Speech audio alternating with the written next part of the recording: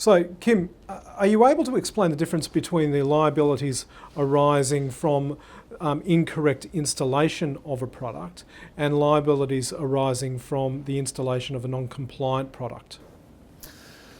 The first point is that if the loss is suffered due to a faulty installation, then only the electrical contractor will be liable for the loss. Otherwise, the position is very similar to that under the initial point that we discussed, namely that the electrical contractor will breach one or more of the following. And without being too pedantic on it, again, if the transaction is less than $40,000, Australian consumer law will apply.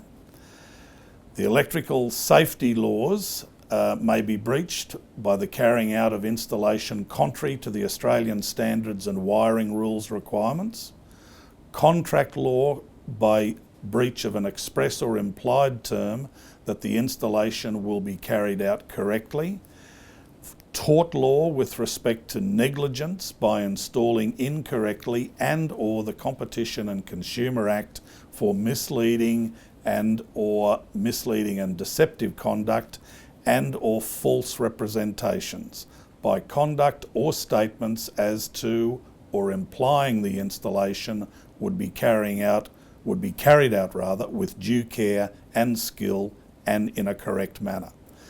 The electrical contractor, by breaching the above, will be liable for the loss suffered by the contractor's customer, either a homeowner or a builder to whom the contractor subcontracted.